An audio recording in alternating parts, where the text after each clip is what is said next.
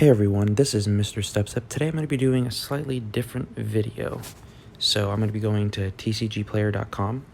So I'm going to be going over a price guide for the Sword and Shield base set specifically.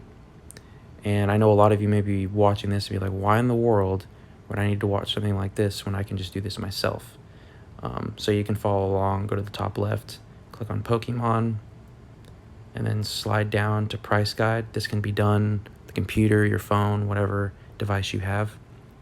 And then from here, you can actually click, let me go to the proper set. Got Sword and Shield base set. And then we will go here to the market price. All right, and then once the market price is adjusted, we can really see all the information that we really need to see. So I'm going to be starting out with anything worth over $1 that, may be of interest to you. So you may be wondering, like, why do I need to watch this when I can do this myself? The purpose of this is I'm going to be showing you guys the cards, the raw value for cards, that it's over $1 up to, the most expensive card, which you just saw. And then after that, I'm going to be going over some recent PSA sold listings on eBay. So I think that'll probably be the more useful information for y'all, but I'm going to start out with the raw pricing just so you guys have some frame of reference.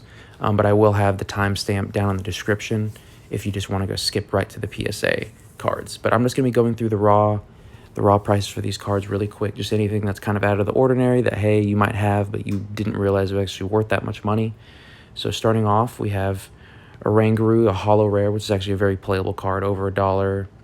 You have that Marnie holo rare, which is still over $1, which is nice, even though it's been, reprinted multiple times now.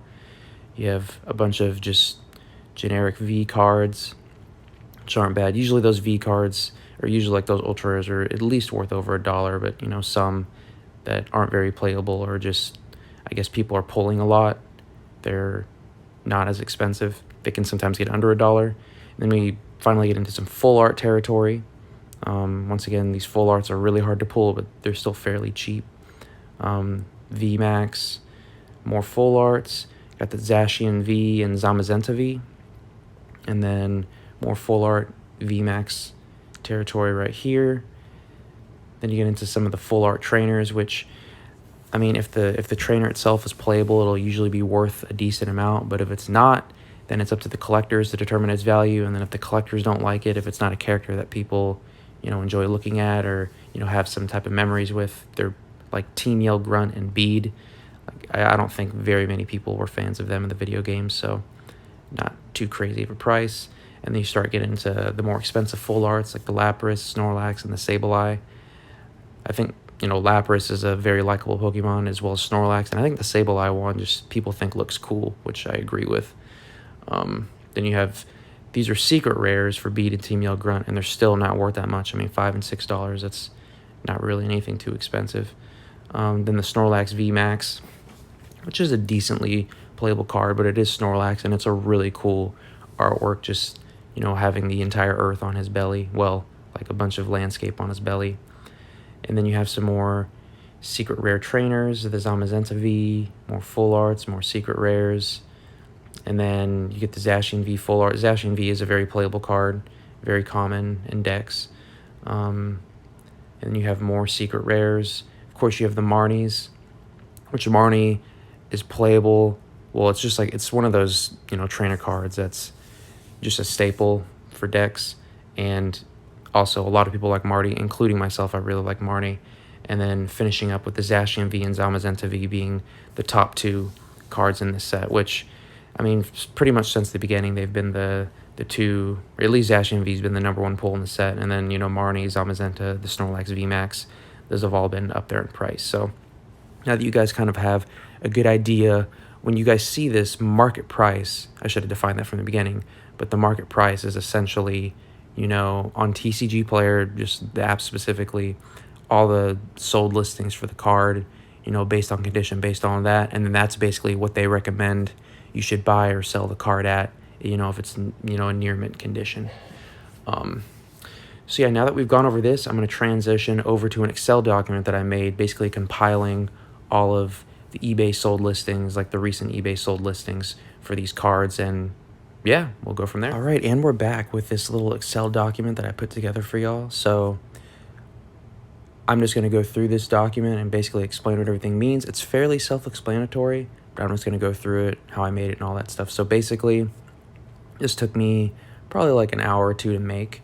What I did is that list that I just showed you on TCG Player, I just started from the bottom, and I almost said started from the bottom. Now we're here. I started from the bottom, and I just went all the way to the top, basically looking at each one of those cards on eBay, any recent sold listings that were PSA graded, or just graded in general if I couldn't find any recent PSA graded sold listings.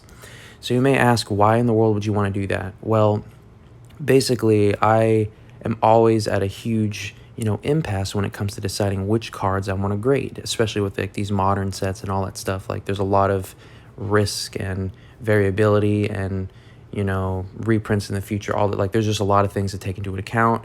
And I think with the PSA times being so long, a lot of people will be like, hey, I'm probably not going to submit.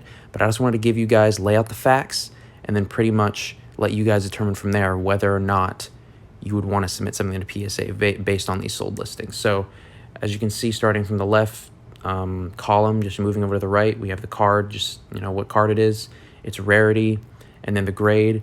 I did my best to find a PSA 10 sold listing. If I couldn't find that, then maybe find a lower grade at PSA, or cross over to CGC, BGS, those types of things too. But generally, a lot of these cards, like, you can find in a PSA 10 at least sold, which is actually pretty cool. If there's any cards that are missing that I went over in the on the TCGPlayer.com, like those raw prices, then I just couldn't find any like recent PSA sold listings.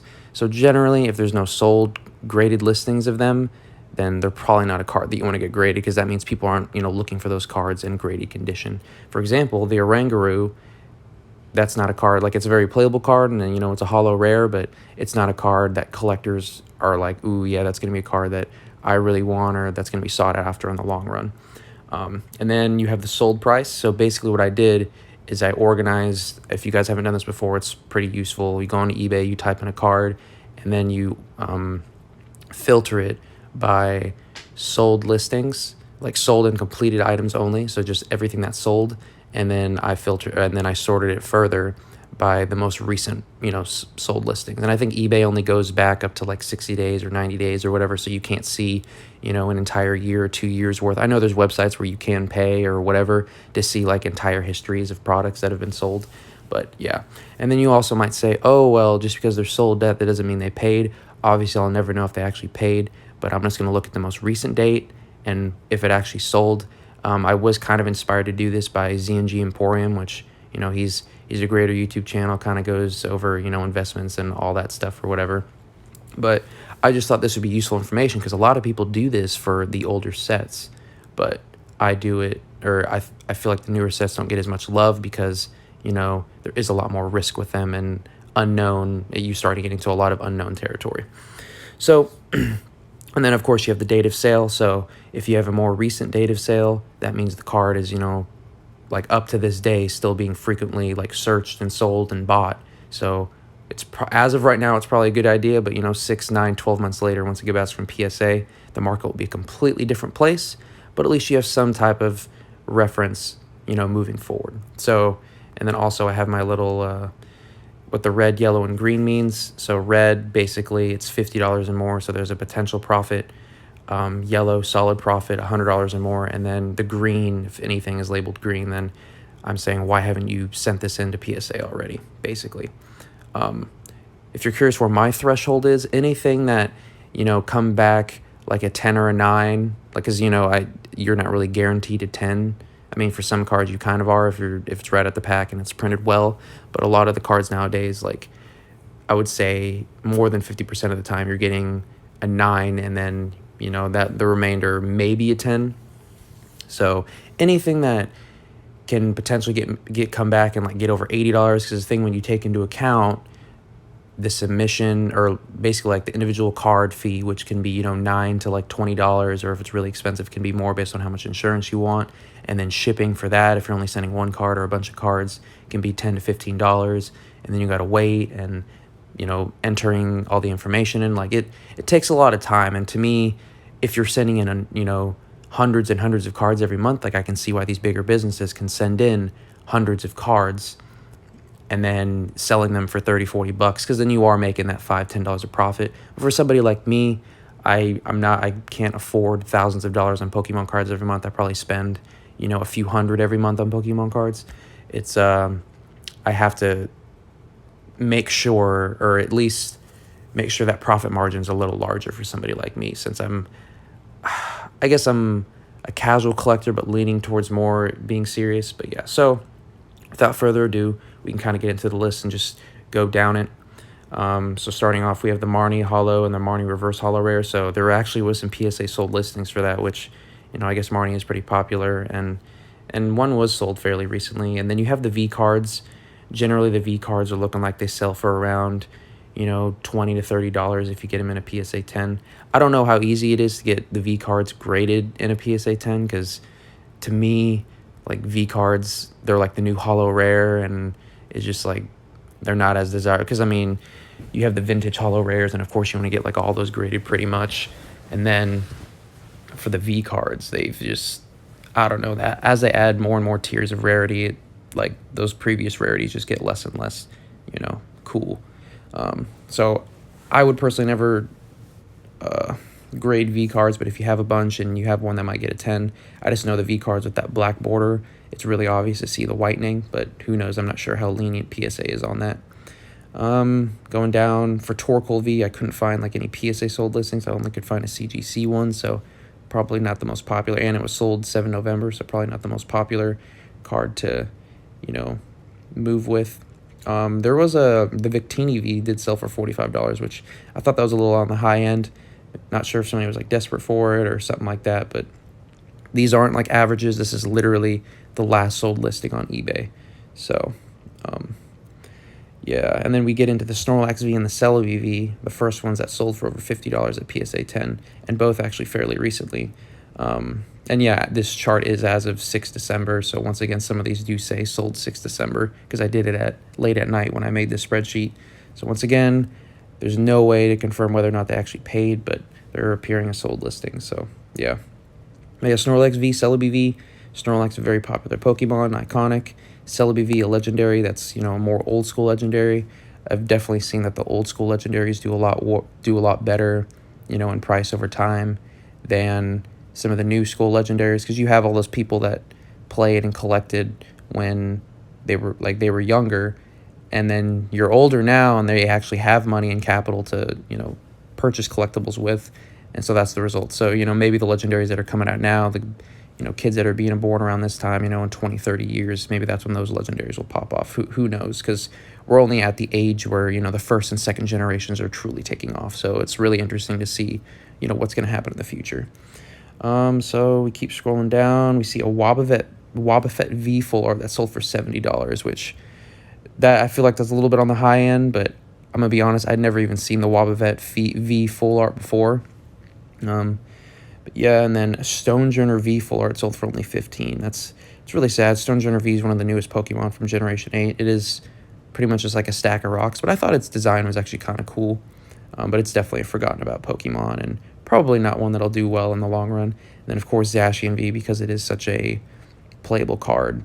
10 of it went for $79, which is, that's fairly high for just, a regular ultra rare. I actually have one of those cards, so I don't think I'll send it in, but it's just interesting to see, statistics like that. Then you have the Torkoal V full art, which I have also, which is a beautiful looking card. The Zamazenta V, over $50. Cramorant V, over $50. I did forget to mention a Toxicroak Holo Rare is like over $3 because it is a very playable card as well. And it's just a Holo Rare, and somebody actually sold a PSA 9 of it for $20. So I thought that was kind of interesting, and fairly recently as well, because you would think like these playable cards, I find it imagined as somebody have like a deck of freaking PSA slabs, on a playmat and playing with a bunch of PSA slabs cards. I thought that's just a funny image to me. And then we start getting into that full art territory. Lapras, another popular one from this set. It's pretty self-explanatory. I don't need to read every single one of these off. And then you have the Snorlax VMAX. I actually found fairly recent sold listings of a PSA 10 and a PSA 9. So wherever I can, I try to include, multiple listings, because you may have your card in your hand and you're like looking at it and you're like, this could probably lean in towards a 9, but maybe a 10, like a small chance. So it's nice to kind of know more stats on the sold listings. So the Snorlax VMAX first one about $100, and that's fairly recently as well. I'm honestly not that surprised, because it is probably one of the better looking cards in this set. You have some more over $50. Zamazenta V Full Art at 80, which isn't bad. And then you have, in the long run, for getting trainer or like items or whatever, those graded, it's not really in your best interest. Some of the trainer cards you can, like the trainer full arts, you can kind of get away with, because some people really like those characters. But like, I'm sorry, once the items kind of go out of rotation, in expanded format, some items carry over to every single generation, so you can keep using those same items. But just a lot of those items, they kind of fall off, at least on the collector side. And that's really when you're getting stuff PSA graded, it's mainly appealing to that collector side of people. And then down here at the bottom, you get, the big money stuff. More Pico VMAX actually sold for 100. More Pico, you get every single generation you have to have, that Pikachu clone, and more Pico is this generation. But more Pico is Marnie's signature Pokemon, so they kind of go hand in hand, but I still just can't really get behind more Pico, because I don't think it's that interesting. It doesn't have that cool ability where it, changes to angry mode every other turn, but yeah. Then you have the Zacian V Full Art, which is a card I don't have yet, which I think is really cool, for 110. The Lapras VMAX Secret Rare, so now we're getting to those Rainbow Hyper Secret Rares, whatever you want to call them. 107. The Quick Ball, a very useful item in the TCG, so of course that's going to be up there.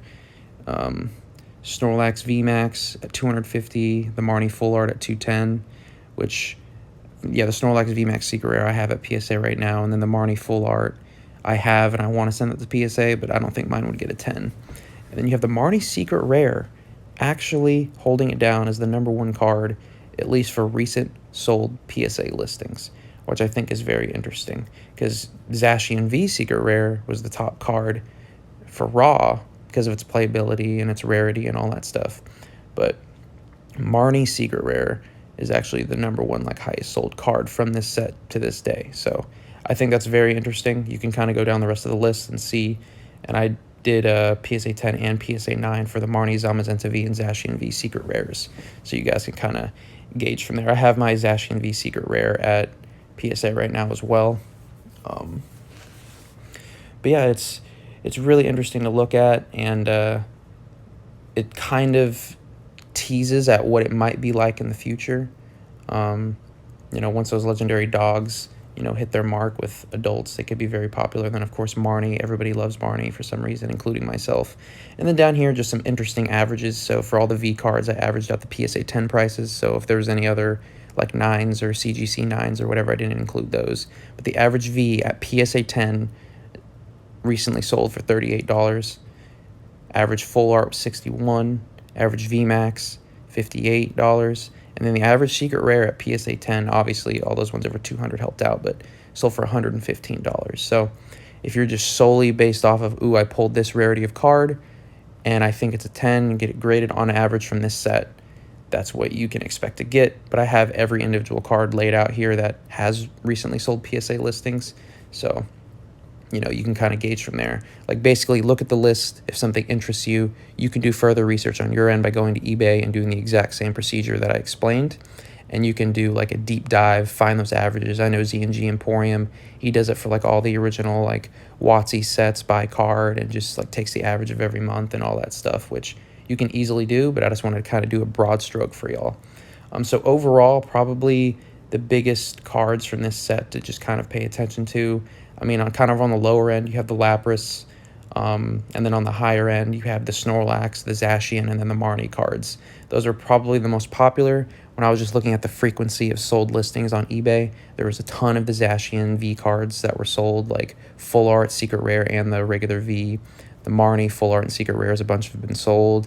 Same thing with the Zamazenta, and then same thing with the Snorlaxes. So those are probably the biggest cards from this set.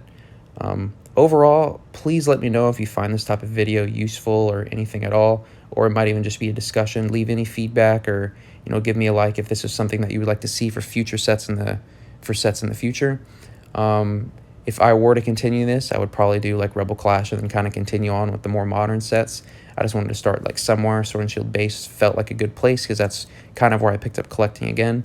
And then if anything, I might actually branch out into some of the these sets that are like in the expanded format and so on, because I know there's just like a lot of sets that people might still have laying around, but nobody really touches on them or does the research. And I basically want to do these videos to save you guys the time, to save you guys those few hours that I did researching this stuff. You guys can just look at this spreadsheet and then go from there. I will have this spreadsheet shared in the description, so feel free to look at it. Obviously, stuff like this will get outdated very quickly, so take it with a grain of salt if you're watching this, a year, 2 years later. But it's also kind of like a nice little time capsule to see where the market was at a current time and place.